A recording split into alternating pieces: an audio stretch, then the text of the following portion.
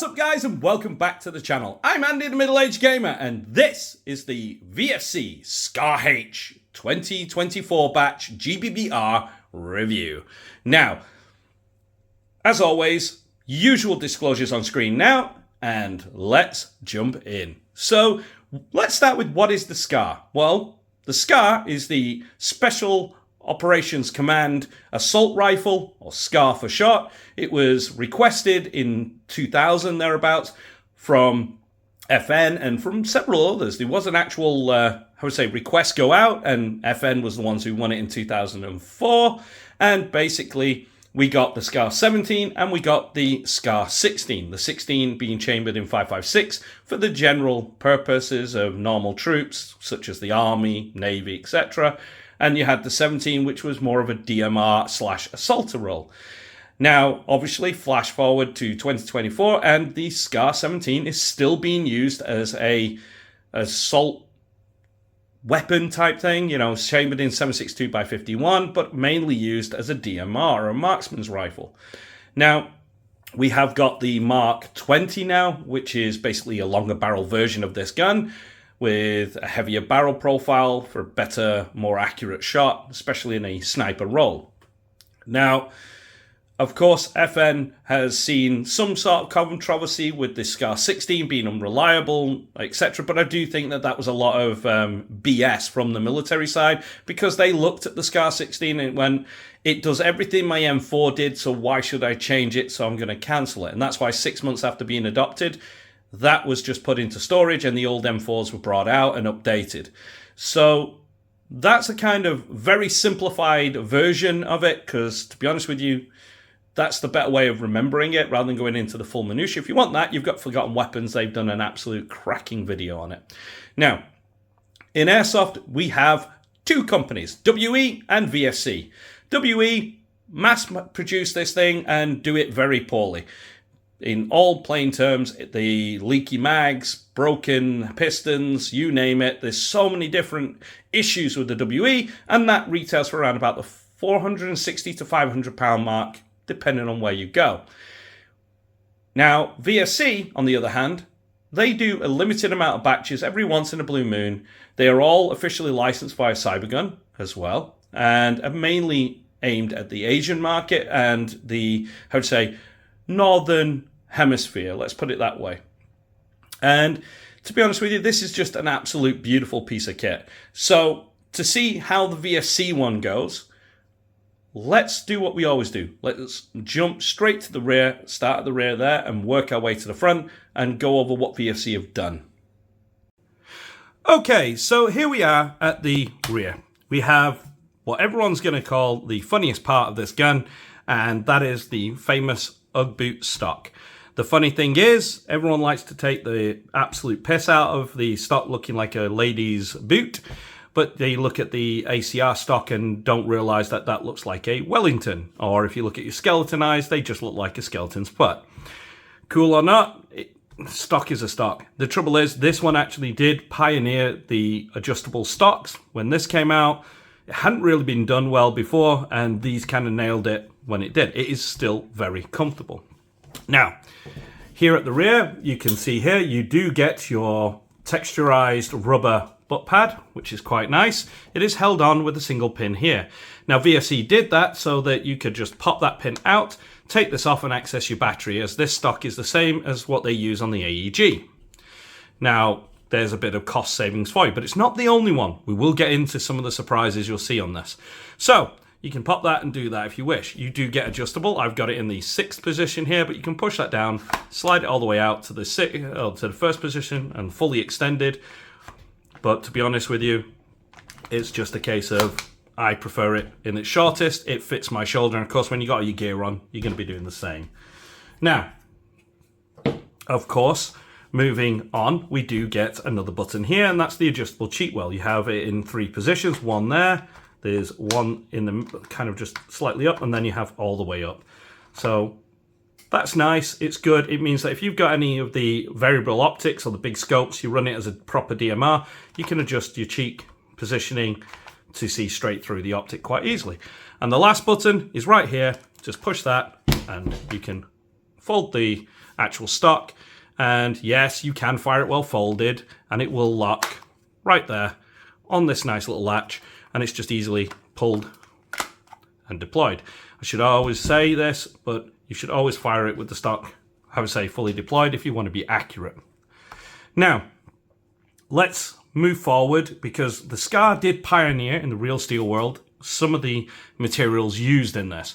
You have the polymer nylon fiber lower, which again, anyone who knows anything about ARs, had been done, but to catastrophic results until basically Forgotten Weapons came on the scene and did the what was Stoner do rifles, and they kind of pioneered it from there. Yes, I know they took designs from other companies, etc., but that company did a shit job, and, well, we all know. If you keep up with I would say, those channels, you'll know why. Now, okay, so moving down, you do have an A2 grip. It is an AR-15 connection point. Just use the screw that's in this, and you can swap that out to any that you feel comfortable with. I don't mind the A2. I'm not bothered. I'd rather, I would say, not bitch and actually shoot than be complaining about my grip and being a diva, let's say. Now, when it does come to the trigger, it is a straight, I would say, fixed piece. That's part of the construction of the lower. It's not like on an M4 that you can just quickly pop out the pins and swap that out. But it's large enough that you've got the gloved hand, an armor hand in airsoft, for instance, and you can operate the trigger no problem. Now, I am going to drop the mag for this. So, your trigger is a single stage, and as you can see, there is no creep. You're right at the wall, and it's a break. And as you reset, it's just literally 2mm reset. This trigger is extremely spammable. It's light. It's not a heavy pull. You're talking about 3.5 pounds, which is light for military weapons. They're normally about the 5-pound pull. So it's decent, and it feels crisp and clean. I mean, you can hear the reset nicely there, and nice crisp break. Now, moving up, they revolutionized army weapons as well, because rather than go with, how would you say, the traditional 90-degree throw, they went with a 45-degree throw. So it's easy to put it on safe, easy to go into there. And as you can hear, this is very, very positive and tactile. It is not going to shift. And of course, it is ambidextrous. So that is awesome. Now, moving across, you do have your steel paddle release for the bolt, so you and slash hold open, so you can hold it back and you can drop it there and send it home. It's quite nice. The trigger group in this is, I would say, the trigger is standard single stage. The hammer is unique, but we'll get to that when we look on the insides later on. Now, you do get your ambidextrous magazine release right here. It's very easy to do, and yeah, it's really cool. Now, the bolt release isn't ambidextrous per se, but what you can do with the charging handle is switch it to the other side, and that will give you a pseudo bolt release in that respect. So it's not completely bad. It's actually not a bad idea. And of course, the less parts you have, the less failures, let's put it that way. Now, the magazine well, as you can see, is flared and is very nice and does fit many mags. Now let's talk about the mags before we get to the other parts. So we'll just put her down. Okay, this is the mag that comes with it. Okay, these are 35 round magazines. They hold enough, I would say, gas to get you through 120 BBs on one charge. And they're very lightweight. They're very nice. You got this nice big polymer, I would say, pull for the bottom there, slash bumper. It's nice. The fill valve is right there. And you can see what I've done here. We'll get to that when we talk about the takedown, okay? So just bear with me on that one. That is one of the modifications I had to do with this. But the other is you do have a dry fire mode. So you can pull this down, push that little switch there right the way across to the right, and that will lock this into dry fire mode so the bolt never locks back. Obviously, that is cool, and it's a nice feature if you want to do movie making or out like that. But in Airsoft, obviously, you're going to leave it so it does lock back on the last shot. The problem I had is because the recoil of this is really, really strong, one of, if not the strongest recoiling weapons I've owned, this little switch here, that when it's, I would say, this is down, will easily slide all the way forward and all the way back under recoil, constantly moving forward and back. And that will prevent it from a guaranteed lockback. So what I did was undo these 2 screws, took the top off, and keeping it in this orientation on this side of that little lever bit there, I just put a bit of Gorilla Tape on there just to add a bit of friction so it doesn't slide. It's not enough to spoil any of the action. Everything works and that. It's just that bit of, I would say, support there just to stop it from moving forward and back under recoil, as you would say, and therefore stopping it from locking back. Other than that, these are really good, and they retail really cheap. You're looking about 35 quid in Asia to pick one up. I picked up 2 with mine, as you saw in the unboxing, but that's not bad considering the prices of normal Stanags are around about 60 to 70 pounds mark, depending on where you go. These are actually quite good magazines. Now, of course, let's move on to the upper. Straight away, you can see this is replicating the extruded aluminum upper. It's not. It is CNC finished aluminium instead of extruded aluminium, but that's fine. They have replicated all the proper screws in the right positions, and these front screws here are definitely working for the barrel. They will hold the entire barrel and hop unit in place. Now, straight away, you can see on this model, we do get the FN marking, and we do get the FN Herstal there, the designation, and your serial number, which is nice. But the keen eye will see another corner cut from VSE. If I can just start to get it, you can see it there. The engravings are still there from the standard edition, which doesn't have the FN badge or any of that on it. And that is kind of funny to see. When you see it, you know it's there, and you'll always remember it's there. It's kind of funny. Now, of course, people are going to say, well, where's the barcode and the little bit of markings here? Well, one, that marking says made in the USA. This is not. This is supposed to be the Belgium, which is marked right there. So you don't need that. And the little barcode is for when you sell it, and most people just rip that off. It's just your sales barcode for this gun. So that's why they're not there, but everything is there where it should be, really, on a Belgium gun. Now, on the upper, you do have this monolithic upper of Picatinny rail, which has fitted a rear sight to at the back, which is their nice battle sights. It's adjustable. The trouble is, and I'm going to get down to this right now, as you can see, I can now flick it up and down. After 500 rounds, basically the first day of shooting, when I got this, I took it out to the range, and I went to use, to deploy it, and this was locked in the downward position. I couldn't deploy it anymore. It was like, what? So, of course, I had to take it off. I disassembled it, put it back, and the problem is the detent that holds it down or up, you can hear it clicking, had gone so far into it that it had basically jammed it in. And the only way I could get it unjammed was to put a spanner underneath it and pop it up. And doing that has now fixed that issue. But as you can see, I don't know if I can get this on camera for you, but if I fold this stock here, I should be able to get it closer. The actual optic came with a slightly bent peep sight, which is flippable. You can move it to the smaller aperture if you wish. The actual elevation thing does nothing, so it's weird.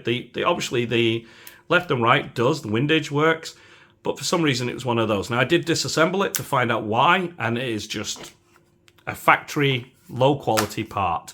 Let's put it that way.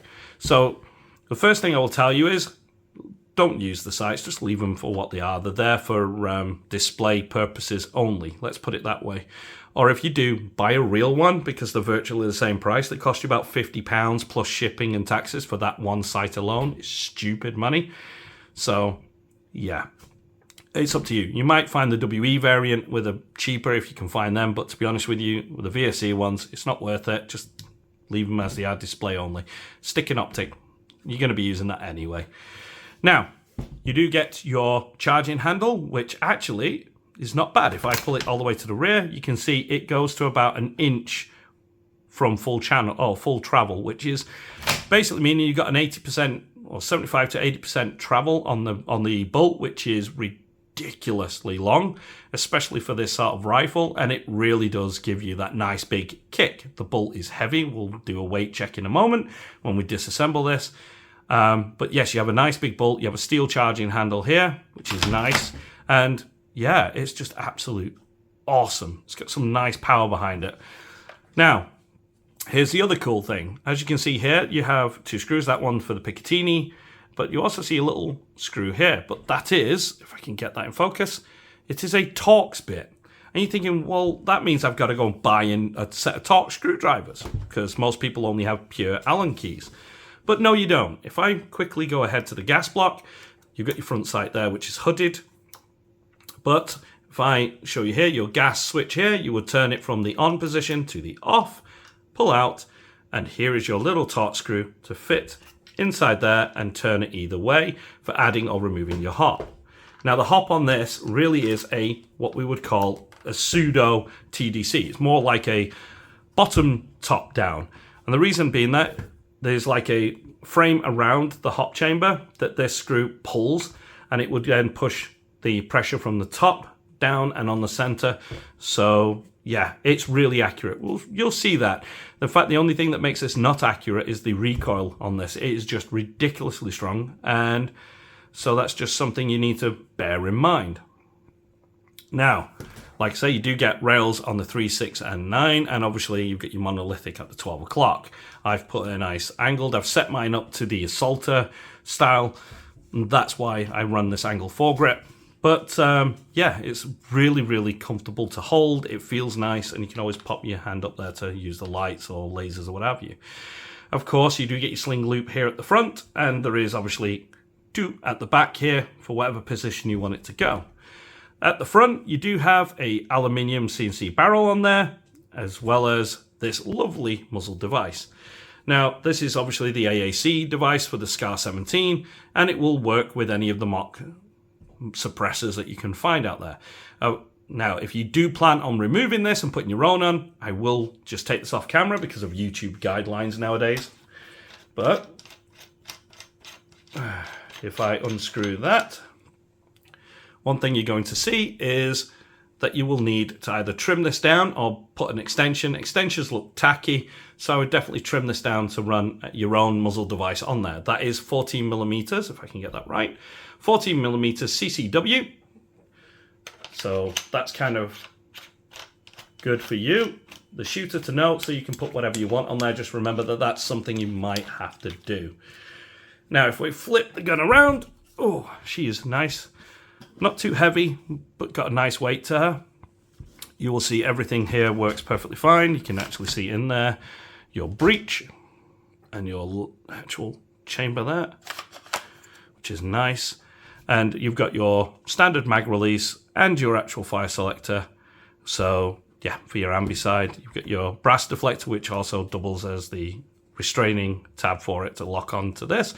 And you do get another sling loop on this side, just in case you want to put your sling on this side of the gun. So, with that, let's take this out to the range and let's see how she does. This is the VFC FN SCAR 17H with 0.25 gram BBs and green gas.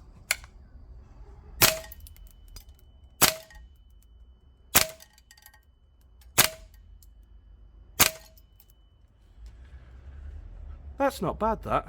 That's hitting pretty decent. 320 FPS there. What was the average? So we're looking at an average of 324.6, 329 high, 320 low. Okay, I can easily adjust the MPAS. Okay, let's take it back to 15 meters and let's see what she can do.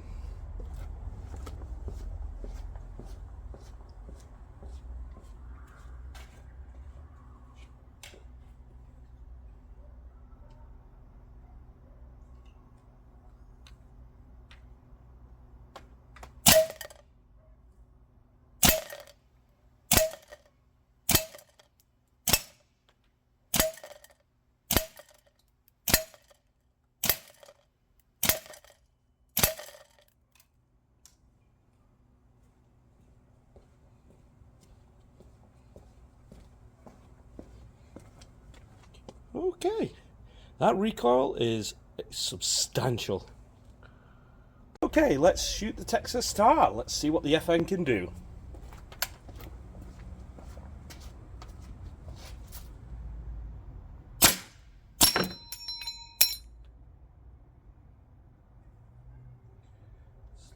bloody.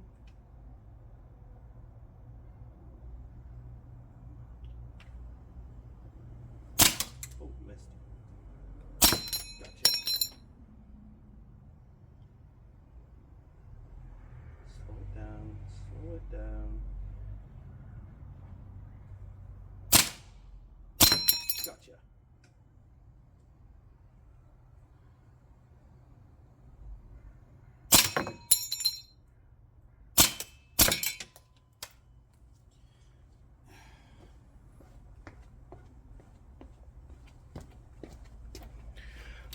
Right, well, she's accurate. As long as I'm slow on the trigger, she's bloody accurate.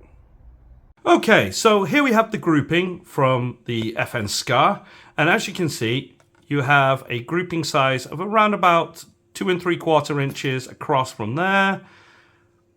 Same there. It basically is 2 3/4 inch grouping. With this catastrophic recoil, it is absolutely strong. I'm not joking to you. You have to actually try one to understand. This thing kicks. So you're never really going to keep it. And remember, just a millimeter off at the shooter. When you get 10, 15 meters is a centimeter or two either way off what you was actually shooting at. And that's just part of it. But as you can see, it is capable of tight groupings. Now, I'm going to answer one question in this video that people keep asking me, like, why don't I put it in a restraining device, like a sled or something like that? Well, the actual answer is, that's not realistic, is it? You're not going to basically go into the arena and tell someone to wait while you pull a table out, a sled, and put the gun in there and then shoot them, right? Just to get the accuracy perfect. You have to look at it at what the average person, me being a big guy, will basically do with this awesome firearm, as you would say, or replica airsoft toy, let's put it that way. And that's just something you should always accept, because at the end of the day, if it's tight and you're holding it freehand, then you know you've got a very good, how would you say, in a barrel, good bucking system, it's shooting really good. If the gun is all over the place, well, then you know it's bad. It's that simple, you know. And then some people say, well, use a shooting stick. Again, you're not going to carry a massive shooting stick with a tripod bottom or something like that and then clamp your gun into it every time you want to shoot someone in the arena. It just doesn't work that way. Of course, you are going to get better accuracy if it is from a shooting bench with a proper restraining device like a sled or something like that. Yes, you will. Or if you shoot from a bipod.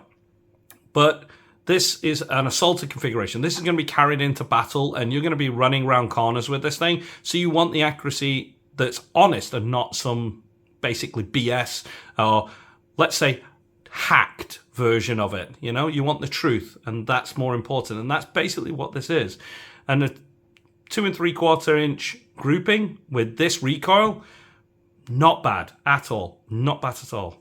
So that little rant out the way. Let's get into the internals. As you can see off screen, I have gone ahead and disassembled this awesome piece of kit. And so let's do what we do normally and start with the lower receiver. So straight away, you can see the lower receiver in all its glory. Now, you do have a steel hammer reset. So if I show you that, we can easily pull that back. And you have a steel reset where your actual bolt will slide back and click. That will set the hammer, and your detent for your firing pin is steel as well. Your firing pin is steel. Your actual bolt stop is steel. So yes, that's nice. The hammer is zinc, and along with the actual guide rod, but the spring and the pin that holds it in place is steel. Your selector is aluminium, and it's nice, as you can see, very positive and tactile. Your cross pin is steel. Your other securing pins are steel. Your bolt catch is steel. So all that is steel. That's nice. There is enough. Your takedown pin at the front is steel. The trigger is basically a zinc trigger. And yeah, it's pretty decent. Now, it does use the latest 417 firing pin system in there. So if you've ever bought a 417 recently, you'll see the firing pin is pretty much the same. It's a nice big beefy firing pin. If I can get that in there, you can see that just underneath there. Okay, right in there. That's nice. It's a nice big beefy firing pin, and it does the work that it needs to do. like I say, everything is just perfect. Now, of course, when people ask me like, well, what's the difference between this and the last batch? Between the 2023 and 2024 batches, when it comes to the lower, the differences are basically tolerances, if anything. But one thing the keen-eyed will see is I have put a little spacer here. And the reason being is, when the mag is inserted, as such, there's a lot of play in that, but also the mag needs just a bit of forward motion in order to guarantee a lock back.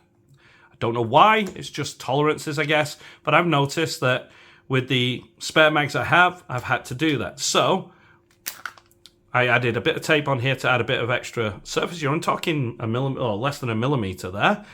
But I then added just a little bit of a riser here to give it that, and now she'll lock back. Okay, it is kind of sucky that you have to do that, and I do wish that they'd get that nailed properly, but that'll be with a true V3, not the V2 that you have here, because this technically is a V2. Now, again, that's something I've heard common with the V1s. It's something that's just getting a little bit better, less tape needed, just tolerances are coming down as time goes by. Something that VSC does well is with every batch they make, they just work on the quality assurance of it a little bit more. And in this case, that's kind of cool. Now, of course, this is just awesome. You can see everything in there is just perfectly, like I say, set. And I really do like that. It's nice, lightweight. Okay, now let's talk about the guide rod. As you can see, you have your nice big stout recoil spring here, which, you know, takes a while. That is steel. The guide rod is steel. And you have a polymer end plate here that just secures everything together. You can disassemble it by just pulling this down and out. As you can see here, it will work that way, as I've now greased my hands. But yeah, it's a decent guide rod, and it needs to be beefy like this because of that recoil impulse. Now, there is a spacer in the upper, that is here, which has a small little buffer here. Yes, this is an awesome buffer, but as you can see, this thing does take some absolute, how can I say this, smack, as you would say, from that bolt. It is really strong, and it's quite nice. There's just awesome piece of polymer, but with a nice rubber, and it's just smacking into that little rubber bit there quite easily. So, well, my camera does its thing. There you go. So that's what that is. Now, let's talk bolt carrier. Well, I have dirty hands. You have the bolt carrier. So with the bolt carrier, as you can see, it's nicely oiled up and well used. You have your nicely spring-loaded nozzle that stays in. This nozzle is end passed, so you can put an Allen key down there and adjust it for the FPS now. That is new for the 2023/2024 models. Okay, you do have steel screw here. Everything is held in here where your screw and your back plate here, which is quite nice. And you've got your main shaft here, which is held on. It's just nice thing. Now, how heavy is it? Well, because this kicks hard, I would expect this to be absolutely a very heavy thing. So if I pull this on, hello, we make sure it's set and we put this on there. You have a 271. Now, if we put the charging handle that reciprocates with it, so you got a 280.6 gram bolt all in all, which is not bad. Okay, so we can get that out of the way. So it's a nice hefty bolt that's slamming back into, how would you say, your shoulder, as you would say. Like I say, it will hit the back of here quite nicely. You can see the imprints of where it is actually slamming into this. So that's kind of cool. And yeah, it's just an absolute beautiful piece of kit. It really does work. You've got the replicated cam bit here, which is quite nice for the bolt. And basically everything's on there that should be. Now, of course, you can swap the charging handle from one side, or just put it in on the other side, whatever side you suit. I'm right-handed, so I have it on the left side of the gun. It's easier for me. But obviously, if you're left-handed, you can just switch it over if that's what you need to do. Okie dokie. Now, The upper, as you can see, is proper CNC finished and does, like I say, have a nice rail there. It's showing shiny thanks to the grease. You have a nice end plate, which is nicely bolted onto it. It's all inside, screwed on through these 2 end screws on either side and locked on that way. You do have your hop chamber right there, and it is a black booking inside it, which is one of their latest. It's really good. Now, of course, like I say, you can just unscrew these 3 screws here on either side, and this whole front end will slide out the front. I'd undo all the other bits just in case. And you can just take it out and gain access to the hop chamber, and that you will also need to back the screw here out, and doing that will allow you then access to the internals to swap out the barrel if you need to change the length or for whatever reason, which is kind of awesome. And this itself is a nice, not heavy, but nice weighted, well-balanced system. Now, while I get this all put back together again, why don't you guys see this thing shooting once more?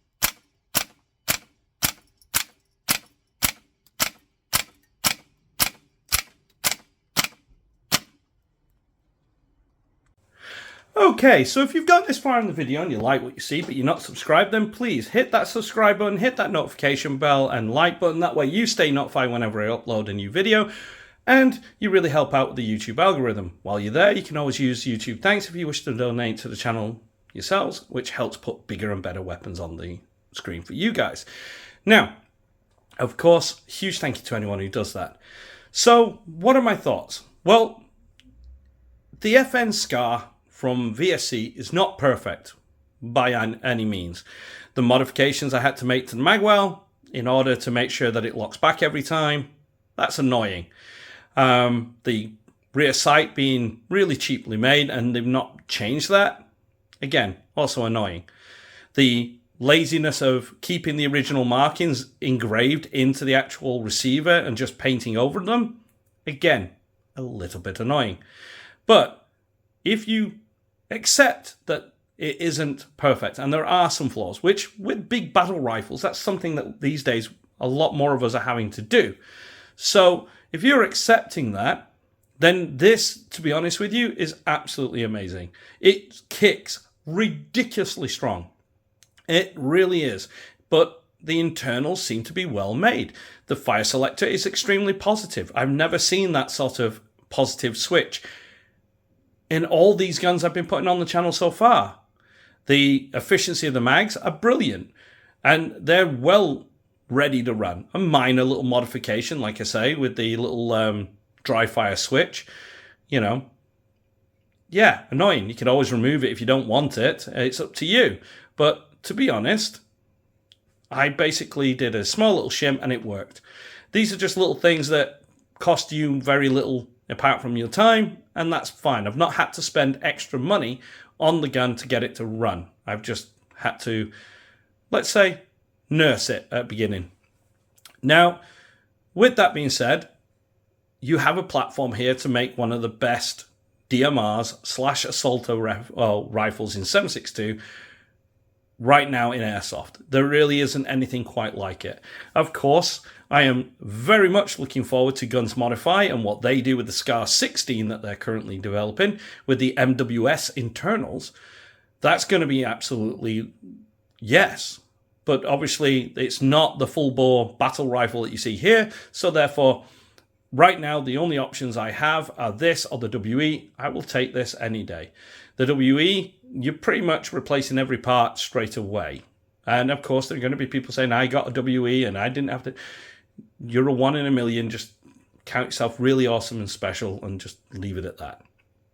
But in reality, the VFC one, it's very rare. When you do get it, definitely if you can get hold of it, they retail for £288 £5 in Hong Kong right now from WGC Shop, or a little bit cheaper if you buy it from Action Airsoft, plus shipping. But either way, it's really, really affordable. I think it works out to about £500 for everything with a couple of mags, with customs and that. It's really, really affordable.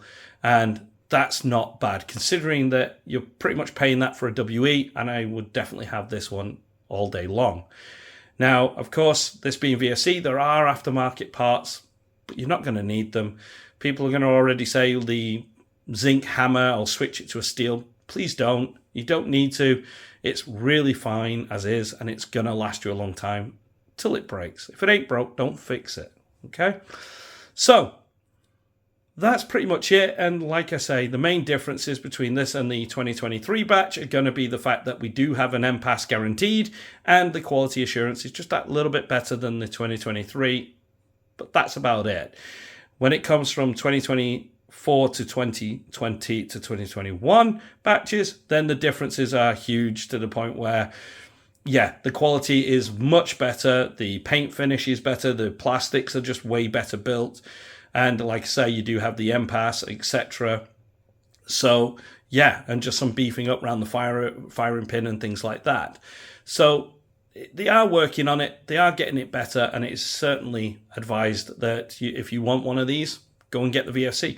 I think they're currently now in stock in WGC for the 2024 batch. So if you are after one, definitely head up there or get one from Action Airsoft, like I say. And hope to see you on the battlefield soon. As always, I look forward to reading your comments down below, what you think to this awesome platform. It's really nice. I like a SCAR now and again. You know, it's a really good, big, beefy weapon. It just feels good. And yeah, you know, let me know, like I say in the comments. I've been the Middle Aged Gamer. You guys have been absolutely amazing, and I will see you in the next one.